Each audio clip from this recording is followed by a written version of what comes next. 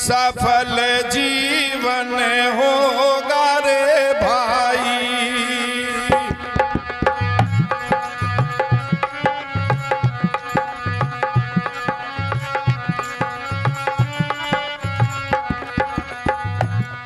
सफल जीवन होगा रे भाई, सफल जीवन होगा रे भाई।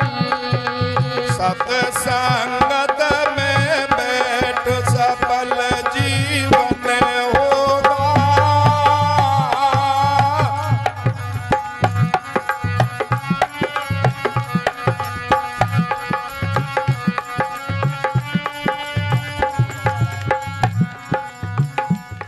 तेरा जीवन धन्य हो जाएगा, तेरा जीवन ये सफल हो जाएगा।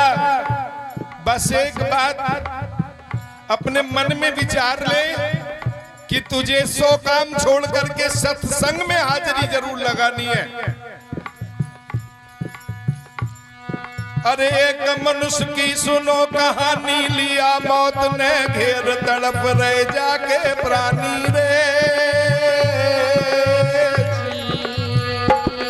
भाई एक मनुष्य की सुनो कहानी, लिया मौत ने घेर तड़प रहे जाके प्राणी रे।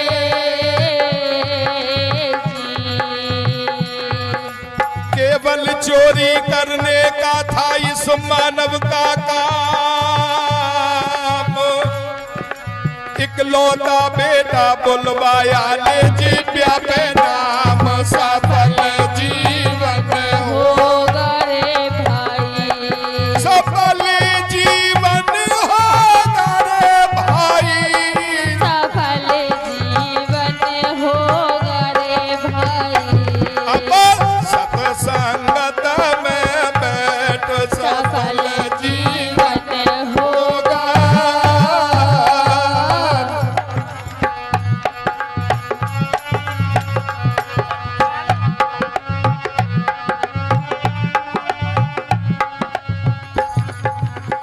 हमारे बहुत ही आदरणीय हमारे समाज की अगली पंक्ति को सुशोभित करने वाले आदरणीय मास्टर निर्मल सिंह जी कुरालसी, हेलो, मैं मास्टर साहब का मंच की ओर से बहुत बहुत अभिनंदन करता हूं। आप सभी भाइयों का बहुत बहुत आभार जताता हूं। मेरी बेनती है ध्यान से सुने, ये शब्द की शुरुआत है। एक मनुष्य की सुनो कहानी, लिया मौत ने घेर तड़फ रहे जाके प्राणी। केवल चोरी करने खाता इस मानव का काम, इकलौता बेटा बुलवाया ले जिब्या पे नाम। एक बेटे को जन्म देकर के पत्नी भगवान को प्यारी हो गई थी। अपने उस बेटे को बड़े लाड़ प्यार और नाजों से पाला। जिस इंसान के बारे में मैं बात कर रहा हूं वो था कौन? वो चोर था। पूरा जीवन उसका चोरी में निकला। इसका बेटा अभी 16 साल की उम्र का हुआ था। अचानक इस चोर को कोई तकलीफ हुई और देखते ही देखते वो तकलीफ इतनी भयंकर हुई कि मौत का कारण बनने लगी। गले में फांसी का फंदा, हाथों में हथकड़ी और पैरों में बेड़ी डाल दी गई और यमदूतों ने कहा वक्त बहुत कम है, तुम्हें चलना होगा। तुम्हारे श्वासारूपी जो पूंजी है वो धन अब समाप्ति की ओर हो गया है। तुम्हारा प्रारब्ध पूर्ण हुआ, तुम्हें यहां से जाना होगा। कुछ खाना है तो खा लो, कुछ पहनना है तो पहन लो और किसी अपने बहुत ही प्रिय परिचित से कुछ बात करनी हो तो बात कर लो। उस चोर ने अपने मन में विचार किया, मेरा इकलौता बेटा है, इससे प्यारा मेरे लिए जमाने में और कौन हो सकता है। तो उसने अपने बेटे को आवाज लगाई, एक मनुष्य की सुनो कहानी, लिया मौत ने घेर तड़फ रहे जाके प्राणी। केवल चोरी करने का था इस मानव का काम, इकलौता बेटा बुलवाया ले जिब्या पे नाम। अपने बेटे को आवाज लगाई है। पिता के शब्द जब पुत्र के कानों में पड़े, दौड़ करके आया। चरणों में माथा टेकने लगा, आंखों के आंसुओं से अपने पिता के चरणों को धोने लगा और हाथ जोड़ कर कहने लगा, पिताजी माँ की दुधियों का दूध भी नहीं छोड़ पाया था कि माँ भगवान को प्यारी हो गई, और आज मैं अपने पैरों पर भी नहीं खड़ा हो पाया। शायद आप भी मुझे अलविदा कहने की तैयारी कर रहे हैं। हुक्म करो, आदेश करो, जो भी आप मुझको निर्देश दोगे मैं उसका पालन करूंगा। ए बेटा बोला, कहो पिता मैं क्या बुलवायो, इच्छा पूरी करूं हुक्म जो तुम फरमाओ रे। ए बेटा बोला, कहो पिता मैं क्यों बुलवायो, इच्छा पूरी करूं हुक्म जो तुम फरमाओ रे।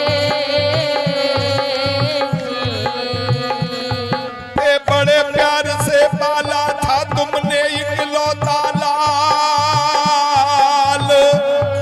मैं इच्छा पूरी करूं तुम्हारी कसम दूं तत्काल, सफल जीवन होगा रे भाई, सफल जीवन होगा रे भाई, सफल जीवन होगा रे भाई। अब सत्संगत में बैठ सफल जीवन होगा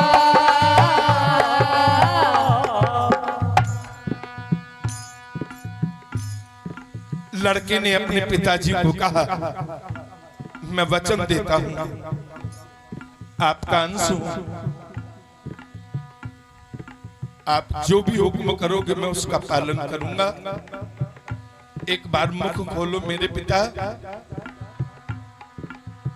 दाहिना हाथ अपने बच्चे के सिर पर रखकर कहने लगा,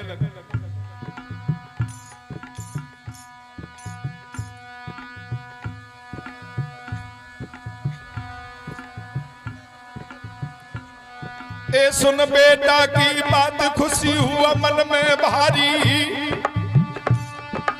धन्य धन्य मेरे लाल सुनो अब बात हमारी रे।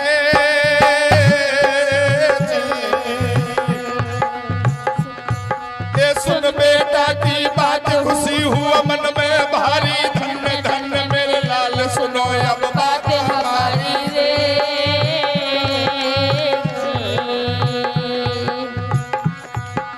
सत्संगत में नहीं बैठना, मत सुनना उपदेश,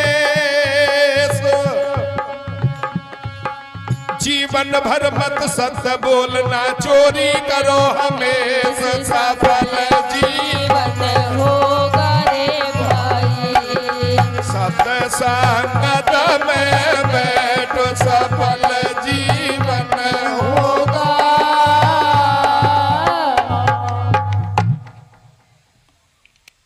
बेटे से कहा बाप ने, वचन दो, 3 वचन दो। पुत्र ने दाहिना हाथ आगे किया और पिता ने 3 वचन भरवा लिए। पहला वचन, किसी साधु संत महात्मा की संगति में मत बैठना जीवन भर। अगर मजबूरी में कहीं बैठना पड़ जाए तो कानों में उंगली लगा लेना। किसी महात्मा का कोई शब्द तेरे अंदर ना उतर जाए, इतना ध्यान रखना। लड़के ने कहा मैं ऐसा ही करूंगा। दूसरा वचन, जिंदगी भर चोरी करना, मैं ऐसा ही करूंगा पिताजी। और तीसरा वचन, जिंदगी में कभी सत्य मत बोलना। पिताजी मैं ऐसा ही करूंगा, वादा करता हूं, वचन देता हूं। भगवान गुरु रविदास महाराज को साक्षी मानकर, हे पितादेव तुम्हारे चरणों का संकल्प लेता हूं, सौगंध लेता हूं, जो वचन तुमने 3 भरवाए इसका पालन करूंगा।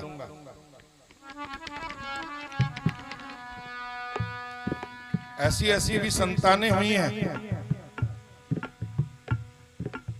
विचार ही नहीं किया नफा नुकसान का, जो माता पिता ने और गुरु ने वचन बोल दिया उसका पालन करने का संकल्प ले लिया। मेरे पड़ोस में है एक, अपने पिता से कह रहा है कुछ पैसा दियो। कितने भैया? 9,000-1,200 रुपये दे दो। क्यों? कावड़ लेकर के आऊंगा। पिता कहने लगा बेटा सारे घर के लोग तकलीफ में पड़े हुए हैं, बच्चों की किताबें भी नहीं आई हैं तेरे की, और तू कावड़ के लिए जा रहा है, मत जा बेटा। एक मारा बाप के गाल पे दबा करके, तमाम दुनिया कावड़ लेने के लिए जा रही है, शर्म नहीं आई?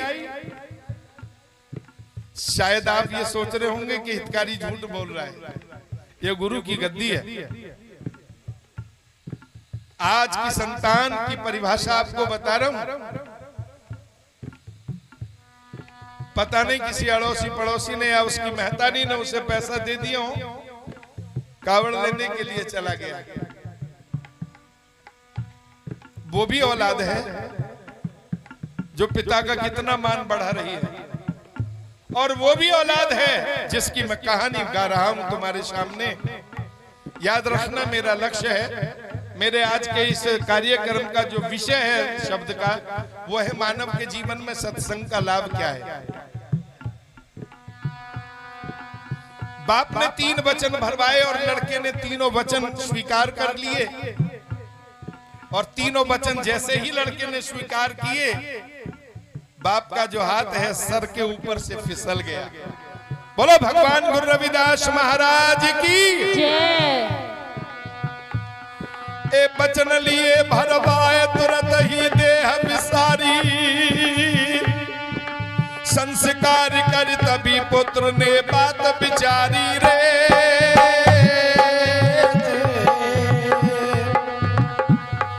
ए बचन लिए भरवाए तुरंत ही देह विसारी, संस्कार कर तभी पुत्र ने बात विचारी रे जी। अब चोरी करने पहुंच गया वो राजा के दरबार, जड़ा हुआ 9 लाख मोती काली नहार उतार। सफल जीवन होगा रे भाई, सफल जीवन होगा रे भाई, सफल जीवन होगा रे भाई। अब सत्संगत में बैठ सफल जीवन होगा।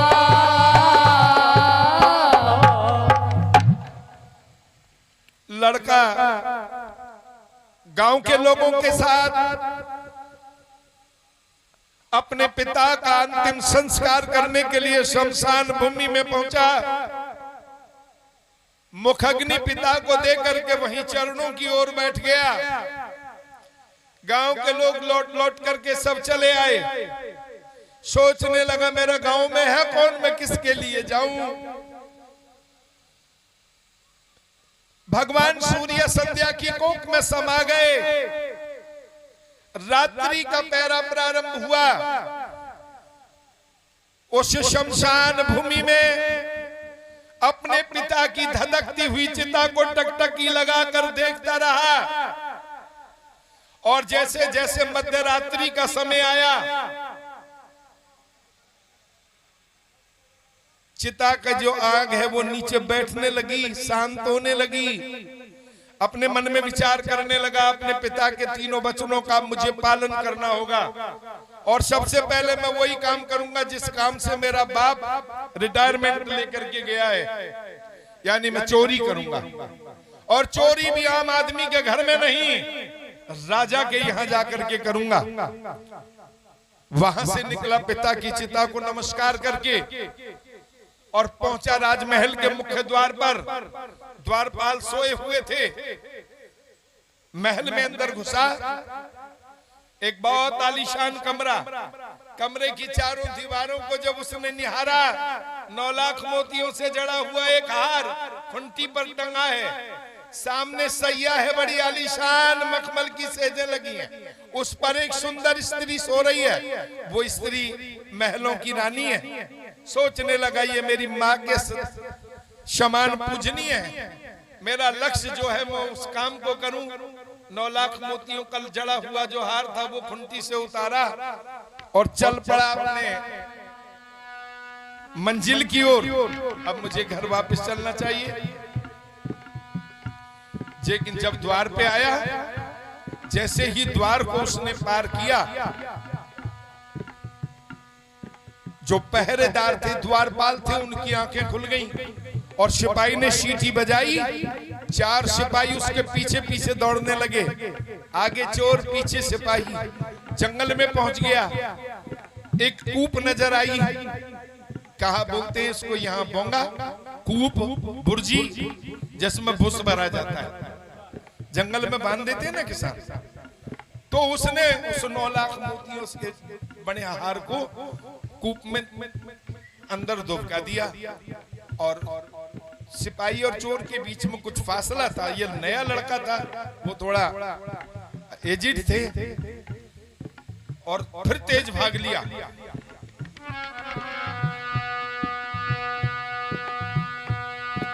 सत्संगत में बैठो सफल जीवन होगा। सत्संगत में बैठो सफल जीवन होगा रे भाई, सफल जीवन होगा रे भाई, सफल जीवन होगा रे भाई। सत्संगत में बैठो सफल जीवन होगा।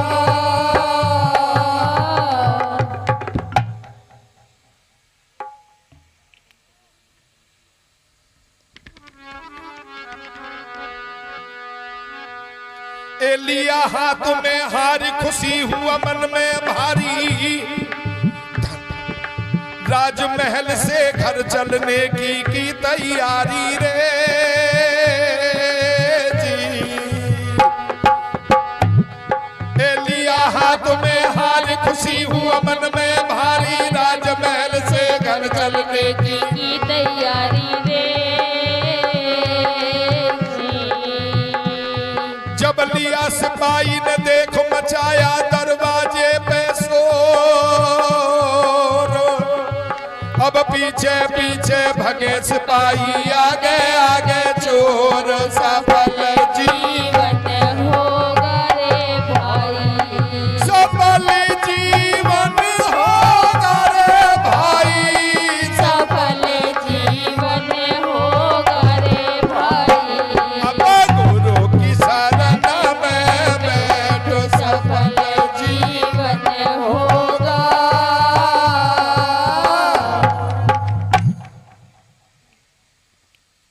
जंगल में गया पहुंच, नजर एक कुटिया आई। समय मुझे जितना दिया है मैं उसकी मर्यादा में रहूंगा, ऐसा मेरा प्रयास है। जंगल में गया पहुंच, नजर एक कुटिया आई। प्राण रक्षा हेतु सुरतवा ने वहां जमाई। जंगल में जहां वो दौड़ रहा था, एक रोशनी नजर आई। रोशनी के नजदीक पहुंचा, संगत बैठी हुई नजर आई। सामने महाराज सत्यानंद जी बैठे हुए, बलराज जी बैठे हुए, संत महापुरुष बैठे नजर आए। बीचों बीच में जाकर के बैठ गया। जंगल में गया पहुंच, नजर एक कुटिया आई।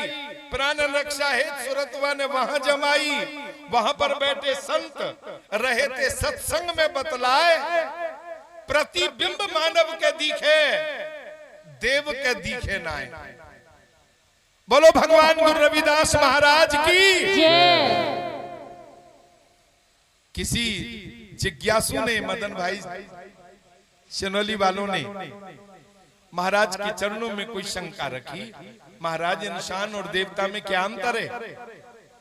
महाराज कहने लगे, इंसान का स्थूल शरीर होता है, उसका प्रतिबिंब यानी परछाई होती है, और देवता का सूक्ष्म शरीर होता है, उसकी परछाई नहीं होती, प्रतिबिंब नहीं होता। ये शब्द उस लड़के के कानों में पड़ गए। उसने अपने मन में विचार किया, तेरे बाप ने तो वचन दिया था तेरे से कि महात्माओं की बात मत सुनना। अब उसने कानों में उंगली लगा ली। आगे महाराज सत्यानंद जी ने क्या कहा उसे कुछ पता नहीं, तो जितना उसके कल्याण की बात होनी थी वो उसके दिल रूपी डायरी तक पहुंच गई। इंसान के परछाई देवता के परछाई नहीं होती। ये बात उसके जहन में बैठ गई, कानों में उंगली लगा के बैठ गया।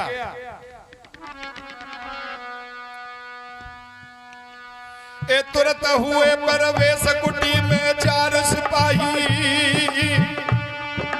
लिया चोर को पकड़ संत से आज्ञा पाई रे। तुरंत हुए परवेश कुटी में 4 सिपाही, लिया चोर को पकड़ संत से आज्ञा पाई रे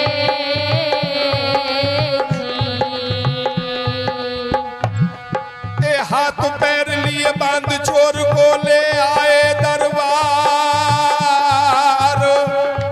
अब पेश किया राजा के सामने, लगे डालने मार। सफल जीवन होगा रे भाई, सफल जीवन होगा रे भाई, सफल जीवन होगा रे भाई, सत्संगत में बैठ सफल जीवन होगा।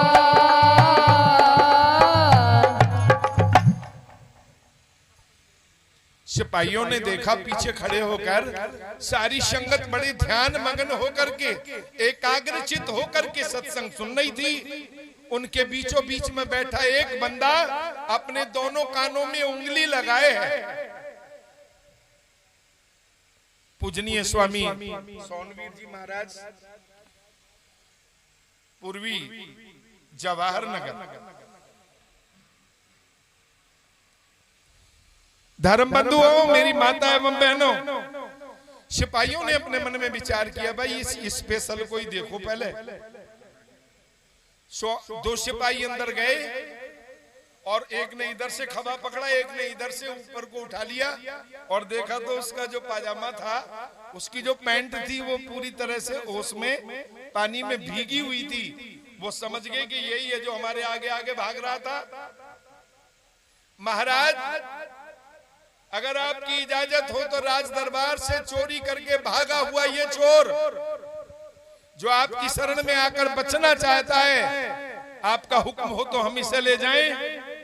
महाराज ब्रह्म ज्ञानी थे, अंतर्यामी थे, महाराज तत्ववेता थे, आत्मदर्शी थे। उन्होंने कहा भैया ले जाओ, इसका जो हित होना था, कल्याण होना था, वो हो गया, आप ले जाओ इसे।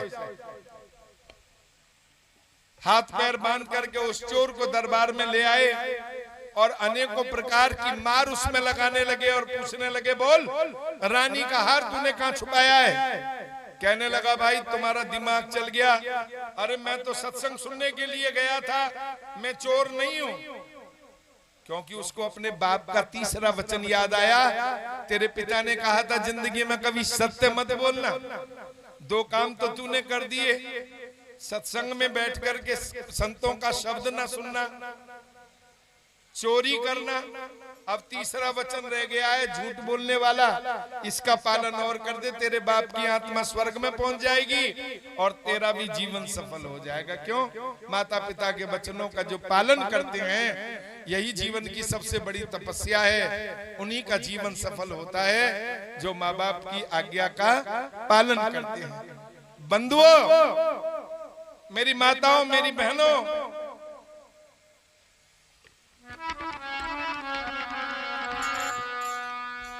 बहुविध डाली मार चोर न हार बतावे। तो सुनाना तो ढोलक और हारमोनियम पर ही चाहता हूं, बलराज जी का डर लगता है। बहुविध डाली मार चोर न हार बतावे, दिया कैद में डाल देवी का ध्यान लगावे। अम्बे तू है जगदम्बे काली, जय दुर्गे खप्पर वाली, तेरे ही गुण गाएं भारती। मैया जी हम तो उतारे तेरी आरती क्यों? नवरात्रि शुरू हो गई है। चोर ने अपने मन में विचार किया, माता रानी की कृपा से जान बची है, राजा के सिपाही मार मार करके मेरे प्राण निकाल देते, मेरे को माता रानी का दोनों टाइम आरती पूजा करनी है। फिर क्या था? राजा बहुत परेशान है, अनेकों प्रकार की मार लगने के बाद भी इस चोर ने हार नहीं बताया। बड़ा गहड़ है, बहुत चिंता हो गई है। दूती ने देखा राजा बहुत परेशान है, वो कहने लगी, राजन मैं तुम्हारे चोर के गेट के सामने कर आई हूं, वो देवी की आरती उतार रहा है, तुम मेरी अगर सलाह मान लो तो तुम्हारे चोर से मैं सत्य उगलवा सकती हूं। मैं पूछ सकती हूं कि हार कहां छुपाया है, पर मेरे लिए एक काम करना पड़ेगा। क्या? एक काठ का शेर बनवाओ, लकड़ी का, रंग रोगन कराओ, उस पर मेरे 6 भुजाएं नकली लगवाओ, उनमें अस्त्र शस्त्र रखो, और मेरे असली हाथ में जोत जगा हुआ दीपक और एक में तलवार, और मेरा रूप देवी का बनाकर उस शेर पर मुझे टिका दो और उसके दरवाजे तक पहुंचा दो, बस। फिर क्या है? राजा सोचने लगा, भाई बात तो बहुत बढ़िया बताई है इसने, भक्त भगवान से कभी झूठ बोलता ही नहीं है। सो राजा के यहाँ क्या कमी थी? कारीगरों को बुलाकर काठ का शेर बनवाया, रंग रोगन करा दिए, 6 भुजाएं नकली लगा दी, असली भुजा में एक में तलवार और एक में दीपक दे दिया। आज नवरात्रि का आखिरी रात्रि है, ठीक 12 बजे हैं। माता रानी को सिंह पर बिठा करके उस चोर के काल कोठरी के मुख्य दरवाजे पर पहुंचा दिया गया। राजा अपने मन में सोचने लगा, मैं भी छुप करके सुनूंगा इन दोनों की बातें। राजा छुप के बैठ गया। माता रानी पहुंची हैं, बहुविध डाली मार चोर न हार बतावे, दिया कैद में डाल देवी का ध्यान लगावे। राजमहल में आई दूती नरप देखा बेचैन, राजन शेर काठ का ला दे, साच समझ मेरे बहन।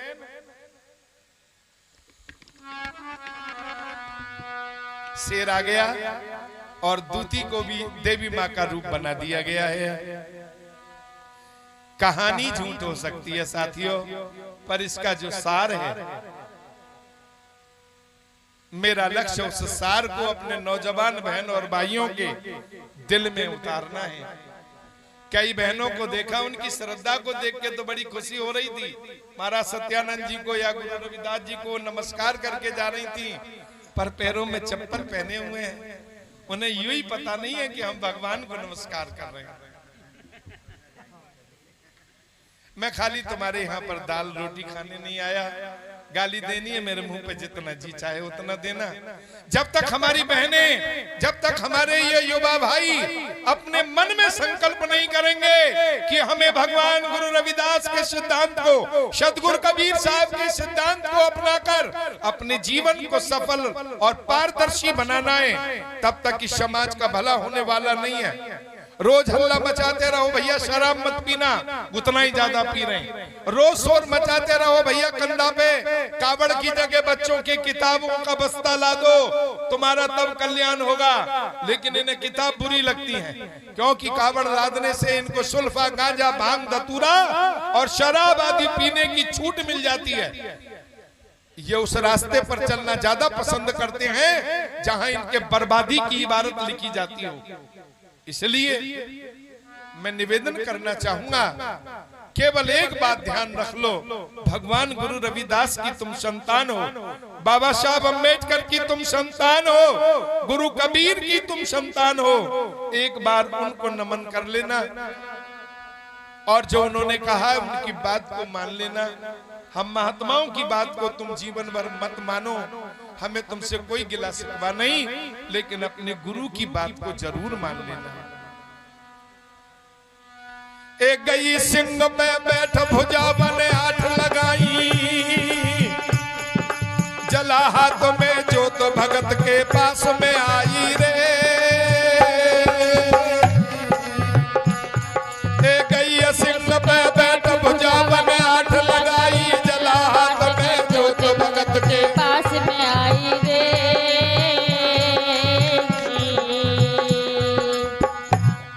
दरवाजा खटखटाया, किवाड़ खोलो, अरे दरवाजा खोलो, जिसका तुम ध्यान कर रहे हो मैं वही नगर कोट वाली हूं। लड़के ने दरवाजा खोल करके देखा, मां शेरा वाली। आपत्ति के समय में भक्त के सामने भगवान, शिष्य के सामने गुरु और साधक के सामने देव प्रकट हो जाए, बात ही अलग होती है। चरणों में गिर गया, आंखों के आंसुओं से मां दुर्गे के पैरों को धोने लगा और कहने लगा, मां गई सिंह पे बैठ भुजा बने आठ लगाई, जला हाथ में जोत भगत के पास में आई रे।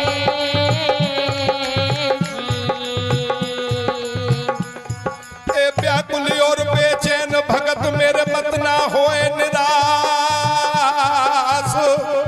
मैं नगर कोट से आई हूँ करने राजा का नाश। सफल जीवन होगा रे भाई, सब संगत में बैठ सफल जीवन होगा।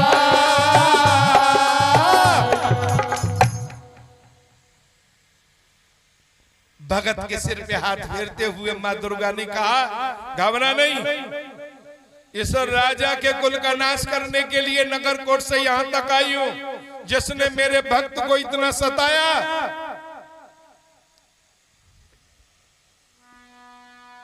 बेटा खड़ा हो और मेरे सर पे हाथ रख करके सौगंध खा, मैं जो तेरे से पूछूंगी झूठ तो नहीं बोलेगा। लड़का ने चरण पकड़ लिया और कहने लगा, मां आप शेर पर बैठी हैं, सिर तो आपका मेरे हाथ नहीं आएगा, पर तेरे चरणों की सौगंध खाकर मैं आपको वचन देता हूं कि तुम जो पूछोगी मैं सत्य सत्य बताऊंगा। महाराज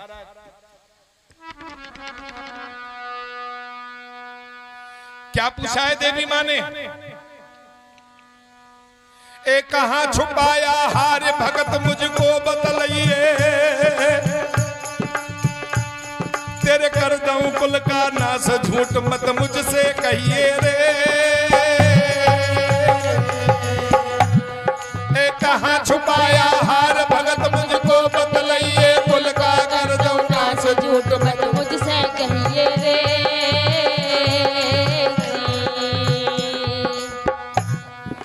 अति प्रसन्न हो भक्त ने जब देखा नजर पसार,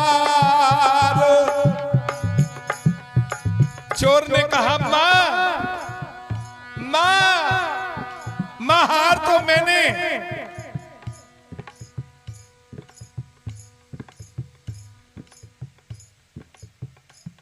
देवी मैया के शरीर की परछाई को जब दीवार पर लड़के की दृष्टि गई, ठहर गया, थम गया, मानो होठों पर ताले लगे हो। मां दुर्गा कहने लगी, हाँ बेटा हार तुमने कहा?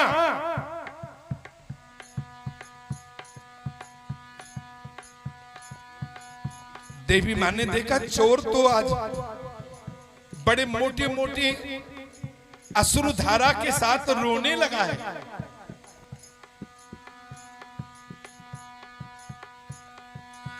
कहां छुपाया हार भगत मुझको बतलाइए, कुल का कर दूं नाश झूठ मत मुझसे कहिए रे।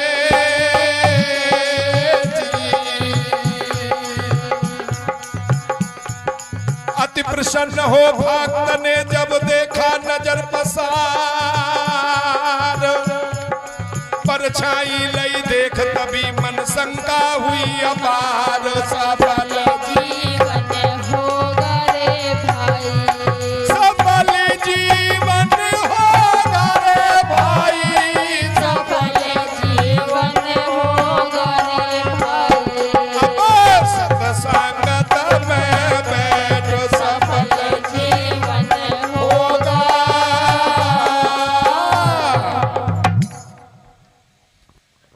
लड़के ने जब देवी मैया की परछाई को देखा तो ठहर गया, सिमट गया अपने आप में।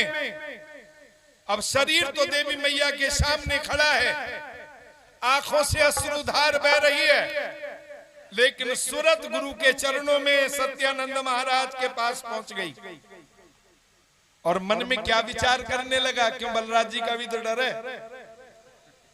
मन में विचार करने लगा, संत रहे बतलाए देव के ना परछाई। मैं जब सत्संग में जाके बैठा था तो संत कह रहे थे कि देवता के परछाई नहीं होती, पर ये क्या बवाल है। इसका मतलब मेरे को ठगने के लिए दूती को देवी बना के भेज दिया राजा ने। एक पल नहीं लगी लड़के को समझने में। प्रश्न कितना ही कठिन हो, अगर फॉर्मूला हो, सूत्र तुम्हारे पास हो, युक्ति तुम्हारे पास हो, तो उस प्रश्न को हल किया जा सकता है। बंधुओं, प्रत्यक्ष को प्रमाण की जरूरत तो नहीं है, इन्हें सुधारने की जरूरत है बहुत, लेकिन कोई बात नहीं। संत रहे बतलाए देव के ना परछाई, धोखे की चल चाल दूती देवी बनी आई।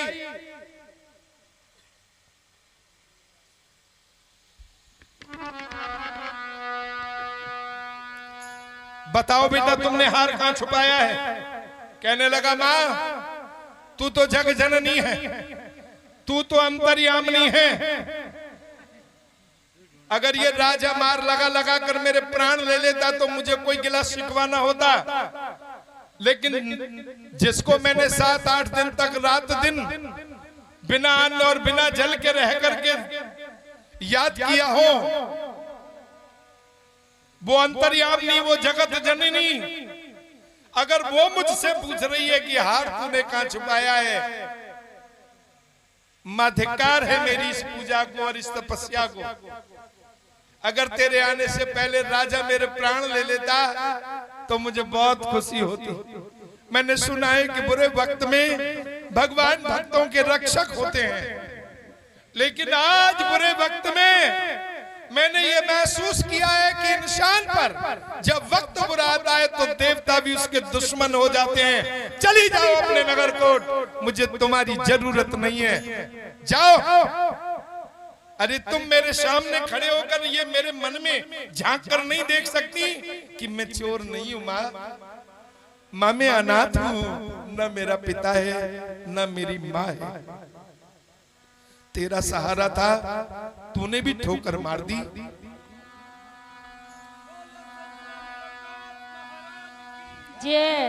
ए संत रहे बतलाए देव के ना परछाई, धोखे की चल चाल दूती देवी बनी आई रे।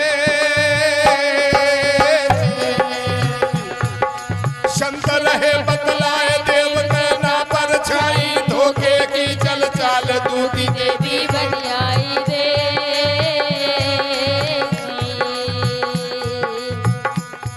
ए हाथ जोर पैरों पड़ा और मस्तक दीना टेक,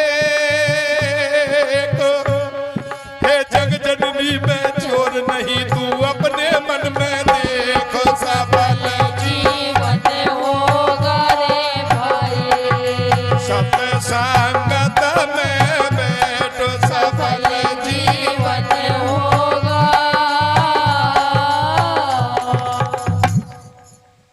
माँ मैं चोर नहीं हूँ, माँ मैं चोर नहीं हूँ। राजा जो चुप करके सुन रहा था ना, उसके दिल में ये बात उतर गई है कि भाई चोर नहीं है, ये भूल कहीं मेरे सिपाहियों से हुई है। बेकसूर को ले आए। राजा तो जाकर के अपने आसन पर बैठ गया। माँ दुर्गा कहने लगी, बेटा तू जा अपनी कोठरी में बंद हो जा, अब हम राजा को स्वप्न में दर्शन देंगे, या तो सुबह बाइज्जत तुम्हें बरी कर देगा, नहीं तो हम इसके कुल का सत्यानाश कर देंगे। अंदर से लड़के ने दरवाजा बंद कर कुंडी लगा ली और वो जो दूती है जो माँ दुर्गा का रूप धारण किए, वो वापिस राजा के पास आई। शब्द को अंतिम रूप देना चाहूंगा, आपकी इजाजत हो तो। सुनी चोर की बात निरप को बैन सुनाए। राजा को उस दूती ने अपनी बात बताई। यह मानव निर्दोष सिपाही जा को लाए। ये चोर नहीं है, निर्दोष है, जिसकी तुम इतने दिन से मार लगाकर पिटाई कर रहे हो। सुन दूती की बात, राजा ने चोर लिया बुलवाए और कुछ थोड़ा सा धन देकर वो रिहा दिया करवाए। बोलो भगवान गुरु रविदास महाराज की, सतगुरु कबीर साहब जी महाराज की, गुरु स्वामी समनदास जी महाराज की, अमर शहीद संत रामानंद जी महाराज की, सब संत समाज की। आया और कुछ धन देकर कहा, बेटा हम तुमको बरी करते हैं बाइज्जत, और जो भूल हमारे सिपाहियों से हुई और हमने जो तुम्हारे साथ व्यवहार किया उसके लिए क्षमा चाहते हैं, खेद व्यक्त करते हैं, आप जा सकते हो। ये थोड़ा धन है, दूध पीना, मेवा मिष्टान खाना, फल फ्रूट खा करके अपनी तंदुरुस्ती बहाल करना।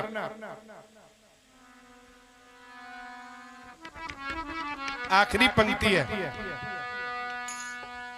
एक राजा को नमन चोर मन में हर्षाया, थोड़ी देर के बाद हार ले कोट में आया रे। कर राजा को नमन चोर मन में हर्षाया, थोड़ी देर के बाद हार ले कोट में आया रे।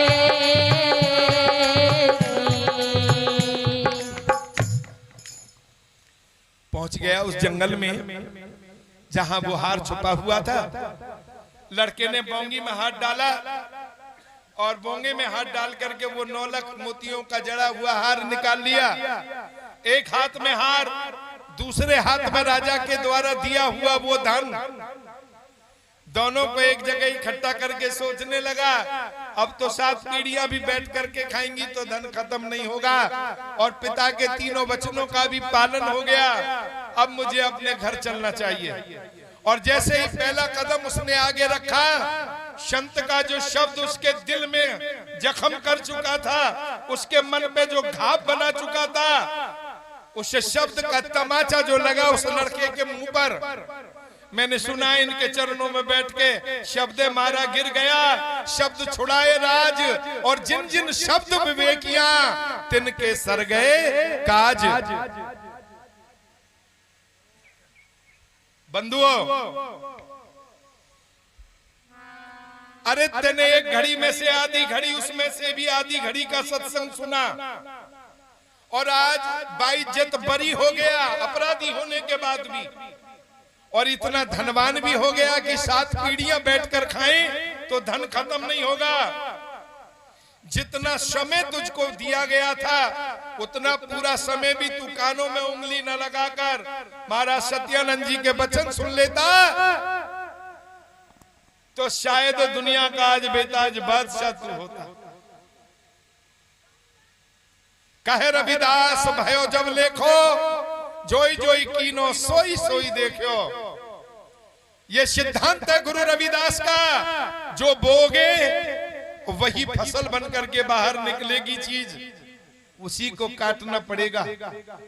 अब देख लो, चाहे तो पुण्य की खेती में धर्म के बीज बो, अच्छा ठेके पे जाकर के 100 का नोट दे के पबुआ ले आओ, मर्जी तुम्हारी है, जैसा बोगे। लड़का वापिस आया कचहरी में, राजा की मेज पर ला करके रख दिया 9 लाख मोतियों का हार, राजा के द्वारा दिया हुआ वो धन, और राजा के चरणों में लड़के ने माथा टेक दिया। आंखों के आंसुओं से बादशाह के चरणों को लड़का धोने लगा। बादशाह ने दोनों खबे पकड़ करके उस बेटे को ऊपर उठा लिया, कलेजे से लगा लिया, और उसके सर और माथे को चूमने लगा राजा, और कहने लगा तुम रो रहे हो? अरे रोना तो हमको चाहिए, हमारी औलाद की तरह हो तुम, अबोध हो, 16 साल की उम्र तुम्हारी, रोना हमें चाहिए जो हमने तुम्हारे साथ किया। लेकिन तुमने उस समय हार नहीं बताया, और जब हमने तुमको बाइज्जत बरी कर दिया तो आप हार लेकर के आ गए हो। हम तुम्हारी ईमानदारी पर इस शहर का कोतवाल नियुक्त करते हैं तुमको। तो लड़के ने कहा, नहीं राजा, मुझ पर तेरी मेहरबानी होगी क्या, मुझे मेरे मुकाम तक पहुंचा दे। तेरा मुकाम कहाँ है? गुरु की सत्संगत। कौन है तेरे गुरु? रामराज भैया, एकर राजा को नमन चोर मन में हर्षाया, थोड़ी देर के बाद हार ले कोट में आया रे जी। कर राजा को नमन चोर मन में हर्षाया, थोड़ी देर के बाद हार ले कोट में आया रे जी। गुरु सनहिदास जी की कृपा से बचे हमारे प्राण। गुरु सनहिदास जी की कृपा से बचे हमारे प्राण। अब दास वीर सिंह समझ लई सतगुरु की शरण मान, सफल जीवन होगा रे भाई, सफल जीवन होगा रे भाई, सफल जीवन होगा रे भाई। अब सत्संगत में बैठ सफल जीवन होगा।